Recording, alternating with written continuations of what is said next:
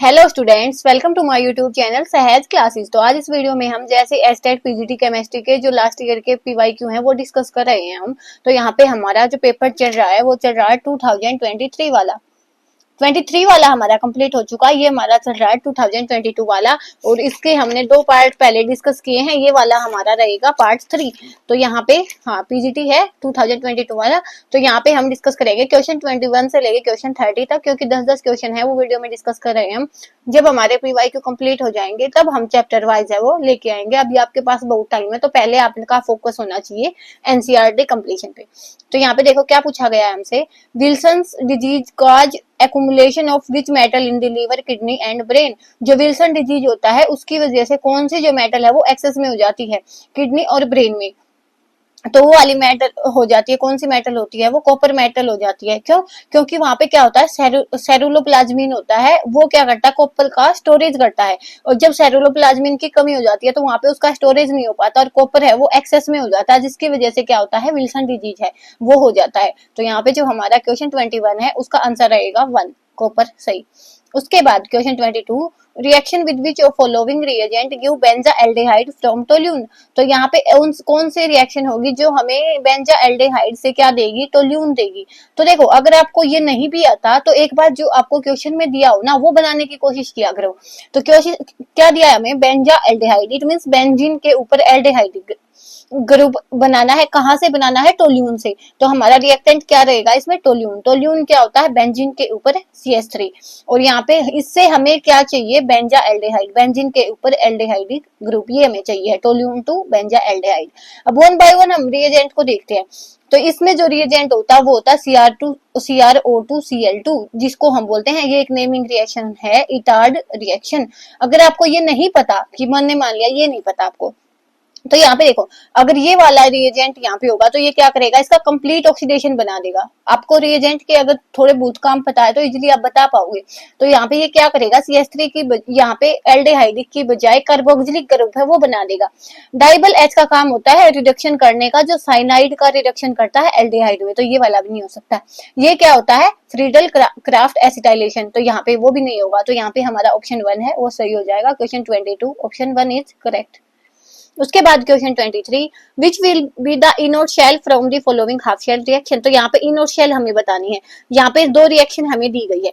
तो अगर आपको ऐसा क्वेश्चन करना है ना तो सबसे पहले देखो हमें पता होता है कि हमारी जो ई शेल का फॉर्मूला होता है वो क्या होता है, ई कैथोड माइनस में ई एनोड। हमें पता होता है क्या होता है हमारी शेल का, ई कैथोड माइनस ई एनोड, और दोनों का ही हमें यहाँ पे रिडक्शन पोटेंशियल लेना होता है।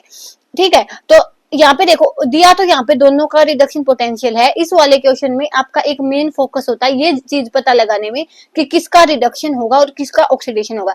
अगर आप ये डिसाइड कर लेते हो तो हम बता सकते हैं, क्योंकि कैथोड पे क्या होता है, रिडक्शन होता है, और एनोड पे क्या होता है, ऑक्सीडेशन। जैसे मैंने आपको एलोन वर्ड से बताया था, एनोड है वो लेफ्ट हैंड साइड होता है, उस पे ऑक्सीडेशन होता है, नेगेटिवली चार्ज इलेक्ट्रोड वो होता है। तो एनोड पे ऑक्सीडेशन होगा और कैथोड पे रिडक्शन होगा, ये बात हमें पता चल गई। तो एक बार हम देख लेते हैं कि ऑक्सीडेशन रिडक्शन में से कौन सा होगा। तो वो वाली चीज आप कैसे देखोगे, जैसे जहां पे भी आपको इलेक्ट्रोड पोटेंशियल की वैल्यू दी जाएगी इक्वेशंस की, अगर वहां पे दोनों के रिडक्शन पोटेंशियल की वैल्यू गिवन है तो वहां पे क्या होगा, जिस भी रिएक्शन में रिडक्शन पोटेंशियल है वो ज्यादा होगा उसका तो होगा रिडक्शन, और जो रिएक्शन दूसरी बचेगी उसका होगा ऑक्सीडेशन। क्या बोला मैंने, या तो आपने दोनों के रिडक्शन पोटेंशियल कंपेयर करने हैं या दोनों के ऑक्सीडेशन पोटेंशियल कंपेयर करने हैं। तो अगर वहां पे ऑक्सीडेशन पोटेंशियल को लेके चलोगे आप, तो जिस रिएक्शन का ऑक्सीडेशन पोटेंशियल है वो ज्यादा होगा तो उसका ऑक्सीडेशन पहले होगा। और अगर हम रिडक्शन पोटेंशियल को लेके चलते हैं तो जिस भी रिएक्शन में रिडक्शन पोटेंशियल ज्यादा है तो उसका रिडक्शन पहले होगा। तो ये वाली चीज आपने माइंड में लेके चलनी है। तो यहाँ पे देखो इसने भी इलेक्ट्रॉन एक्सेप्ट किया है, इसने भी इलेक्ट्रॉन, तो इट मींस क्या, यहाँ पे हमें दोनों क्या दिए गए हैं, रिडक्शन पोटेंशियल दिए गए हैं। तो यहाँ पे देखो इसका जो रिडक्शन है, इसने 3+ से इलेक्ट्रॉन एक्सेप्ट करके 2+ में गया है। तो यहाँ पे इसका पोटेंशियल ये है, इसका ये है, और दोनों का ही रिडक्शन हुआ। तो यहाँ पे आ जाओ अब, तो कौन से का रिडक्शन पोटेंशियल ज्यादा है, ऊपर वाले का, क्योंकि तो माइनस में है ये प्लस में है। तो हमें पता चला कि इसका रिडक्शन पोटेंशियल ज्यादा है, तो मतलब क्या कि इसका क्या होएगा, रिडक्शन होएगा, और नीचे वाली का क्या हो जाएगा, ऑक्सीडेशन। तो ऐसे आपने एक बार पता करना है। उसके बाद हमें पता है कि एनोड पे क्या होता है, ऑक्सीडेशन। तो हमारी ये वाली जो रिएक्शन रहेगी एनोड की, और ये वाली जो रिएक्शन है वो किसकी हो जाएगी, कैथोड की। बस यही काम आपने करना था। अब हमें पता चल गया कैथोड ये है, एनोड ये है, तो यहाँ पे हमें पता चलेगा क्या ई कैथोड माइनस में ई एनोड होता है। तो कैथोड पे क्या है 0.77, माइनस में ई एनोड पे क्या है 0.76, तो माइनस माइनस प्लस होके ये हो जाएगा 1.53 वोल्ट। तो ऑप्शन 2 इसका राइट रहेगा। ये बस आपको मैंने समझाने के लिए बताया कि यहाँ पे क्या होता है, अगर हमें कंप्लीट शेल लिखनी हो ना तो इलेक्ट्रॉन को बैलेंस करके ऐसे लिखते हैं हम। अगर आपने लिख के लिखा तो कैथोड था तो इस पे क्या हो गया, रिडक्शन हो गया, और एनोड पे ऑक्सीडेशन हो गया, तो यहाँ पे ये वाली वैल्यू का फिर साइन पलट जाता है। ये तो बस आपको समझाने के लिए। बाकी आपने क्या करना है, ऑक्सीडेशन और रिडक्शन देके कैथोड एनोड डिसाइड करके कैथोड वाली में से एनोड वाले को माइनस कर देना, तो हमारी शेल है वो आ जाएगी। उसके बाद हम चलते क्वेश्चन 24 पे। Deficiency of which of following vitamin caused increase blood clotting time. तो इनमें से कौन सा विटामिन होगा जिससे क्या होगा कि जो ब्लड क्लोटिंग टाइम है वो इंक्रीज होगा, तो वो होता है विटामिन के। ये तो लर्निंग बेस्ड क्वेश्चन है, तो विटामिन के होता है जिससे क्या होता है ब्लड क्लोटिंग टाइम है वो इंक्रीज हो जाता है। उसके बाद question 25, CH3 C triple bond CH H2O देना है हमें इस प्रश्न में। ये वाली रिएक्शन बहुत फेमस रिएक्शन है, तो इसको एक बार देखो, हम देखते हैं कि हमारे पास देखो ये वाला चीज है, यहाँ पे हमें ये वाली चीज दी गई है CH, तो यहाँ पे हमें H2O का अटैक करवाना है। तो H2O कैसे डिसोसिएट होगा H प्लस और OH नेगेटिव में। तो हमारे पास इसकी दो पॉसिबिलिटी है कि एक इस बॉन्ड को हम ऐसे डिसोसिएट करें, देखो इस पे तो कोई चेंज नहीं आएगा कि यहाँ पे तो पॉजिटिव आई, एक बॉन्ड को हमने डिसोसिएट किया और यहाँ पे नेगेटिव आए। सेकेंड पॉसिबिलिटी ये है कि यहाँ पे तो नेगेटिव आ जाए और यहाँ पे पॉजिटिव आ जाए। तो यही है ना, अगर बॉन्ड डिसोसिएट होगा तो यहाँ से एक पे पॉजिटिव आएगा एक पे नेगेटिव, या तो एक पॉसिबिलिटी ये है कि इस पे पॉजिटिव आए इस पे नेगेटिव आए, एक पॉसिबिलिटी ये है कि इस पे नेगेटिव आए और इस पे नेगेटिव आए इस पे पॉजिटिव आए। लेकिन अब यहाँ पे देखो हमें क्या पता होता है कि जो सेकेंडरी टर्सरी कार्बोकटायन है वो ज्यादा स्टेबल होता है, फिर सेकेंडरी फिर प्राइमरी। तो यहाँ पे जो कार्बोकटायन मिला प्राइमरी मिला और यहाँ पे जो कार्बोकटायन मिला वो सेकेंडरी मिला, तो ये वाली रिएक्शन ऐसे ना जाके ऐसे जाती है। तो पहले हमें इतना पता चला, तो हमारे पास यहाँ पे क्या आया CH3, तो ये रिएक्शन कैसे होगी, ऐसे होगी। क्यों, क्योंकि यहाँ पे सेकेंडरी कार्बोकटायन है वो बन रहा है नेगेटिव।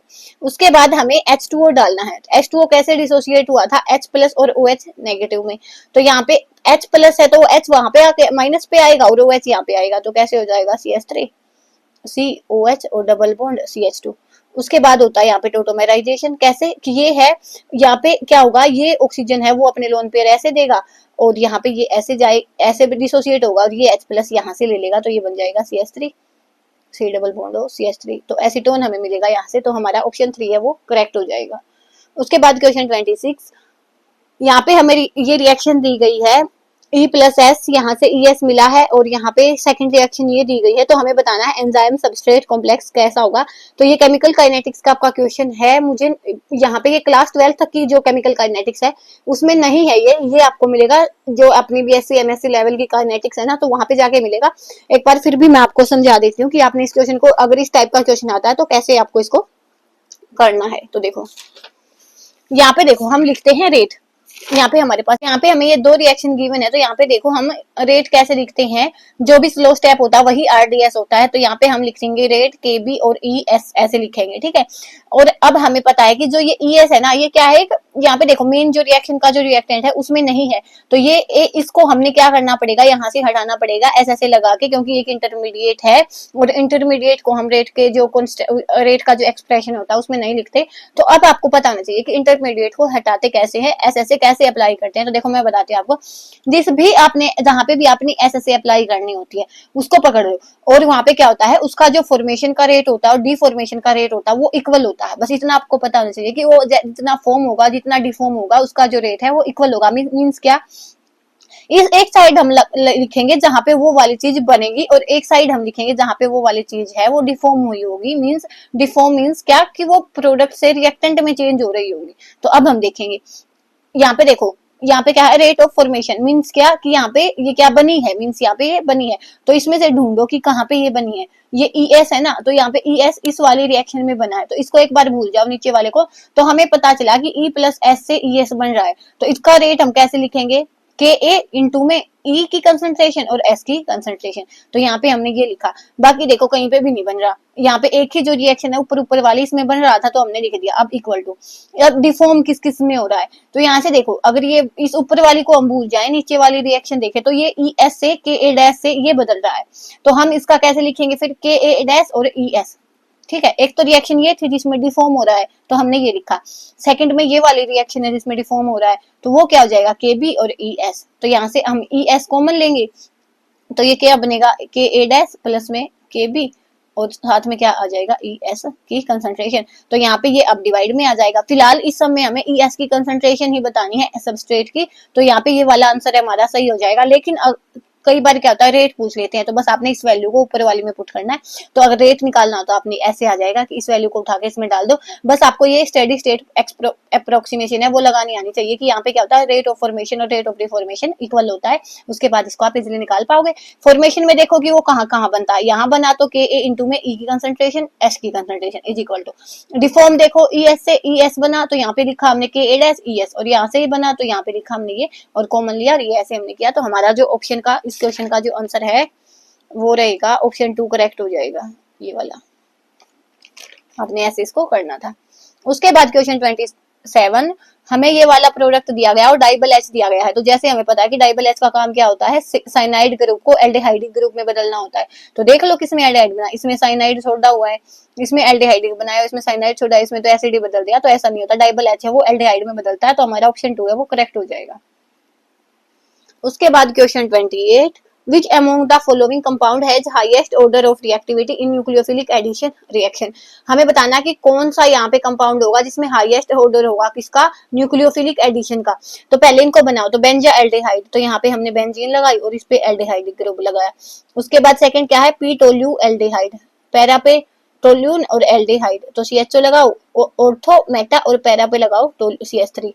उसके बाद है पी नाइट्रो बेंजा एल्डिहाइड, तो एल्डिहाइडिक ग्रुप लगाओ और पैरा पे लगाओ नाइट्रो ग्रुप और लगाओ एसिटोफिनोन, तो यहाँ पे CH3 CO CH3, तो ये हो गया हमारा एसिटो, ऐसे नहीं, यहाँ पे लगाओ ये C डबल बॉन्ड हो एसिटो और ये फिनोल।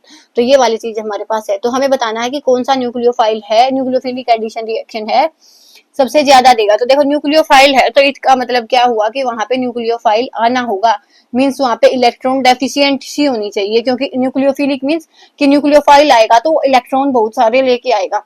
तो आपने बस इतना सा ध्यान लगाना है यहाँ पे कि अगर न्यूक्लियोफाइल आना है तो वो इलेक्ट्रॉन लेके आएगा, तो वो किस जगह पे अच्छे से आएगा जहां पे इलेक्ट्रॉन की बहुत ज्यादा कमी होगी। अगर वहां पे पहले से ही इलेक्ट्रॉन हो गए ना तो फिर न्यूक्लियोफाइल कैसे एडिशन होगा, वो तो पहले से ही इलेक्ट्रॉन रिच हो जाएगा।